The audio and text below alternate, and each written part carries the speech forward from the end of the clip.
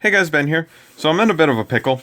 I don't really know how to show the process from going to this to clear parts because I can't really show you how I do it or the method that I use to do it. That's just a business thing. I'm not going to show that on camera. So I'm not really sure what to do with this, but needless to say, I do get these from this to this. This is the finished product.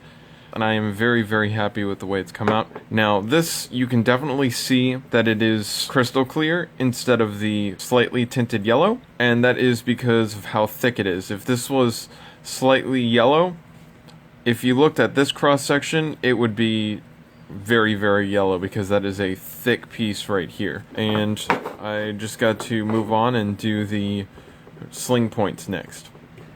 So I think this looks better without the external lights on. This is my backup cage, and if you can see that gap between the wire and the flywheel, that's a little nuts. That is a little bit close. I had to super glue the wire to the top there to prevent it from coming in contact with that. That is incredibly close. And it's pretty much the same thing down here. It's not nearly as bad, I guess, but it works really good. I'm gonna turn on some lights here. Adjusting white balance. There we go. So I've put a aluminum barrel all the way through this, and then on the inside, if you can see that, there is brass, and that's the brass that it's supposed to be the inner diameter. And then I've gone ahead and put the aluminum over it. So this is my backup cage, just in case this one isn't allowed in a game for whatever reason, whether it's FPS or whatever. But these are some rhinos with some regular flywheels. They should be a little less potent and a little less scary than these. So I finally finished all of the internals. I have all of the clear pieces. I didn't really bother to clean this up too well just because it's on the inside and I'm a little lazy right now. It doesn't really matter. The outside is nice and clean. And I've finished wiring this completely. See the switch, all of this is adhesive lined marine grade heat shrink tubing 3:1. And all these are individually braided.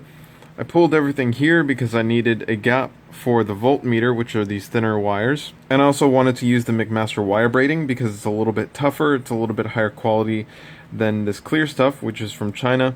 Still good, but again, this is a little bit better. So this is going to the outside where there is a black XT60 connector, which I'll show in a minute. And then you get all the clear parts, still have the spring. I added a spring in here, which is a nice addition. It just gives it a little bit more solidarity to it. And then all of these white lines are all of the LEDs. Speaking of which, the switch is right there, and it is nice and small, barely noticeable. That turns on all the LEDs. And you go up here and you have your Dean's connector connecting to the motors so that I can switch it out with something less powerful if need be. And even though all of this is painted, it still fits very nicely because the 2K is very smooth, but I also sanded down all of these points before I actually painted it in anticipation of adding the thickness of the paint. And here we go with the XT60 connector, nice and black, nice and heat shrinked up, and that is an official one, Turnigy, that's not a rip-off or knockoff or anything. You got the braided cable in there, and then a graphene battery, that's a 2S, and with that, I do believe it is complete.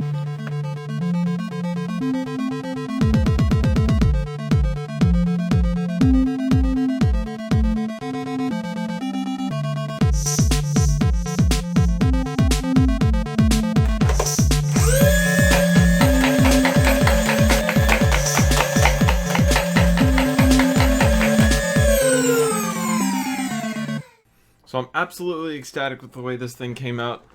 It is absolutely one of the coolest things I have ever made, and I'm so glad that it's mine. I'll definitely be doing a more technical review later on after NVZ, but right now I need to ship this out to Bobo, so I don't really have time to make a full in-depth review. But the next time you see this, I'll be going over the internals, what kind of wire I used, what kind of motors, what kind of battery, the FPS readings, everything, because technically this is still a build log. I'm just showing that, hey, the blaster's done.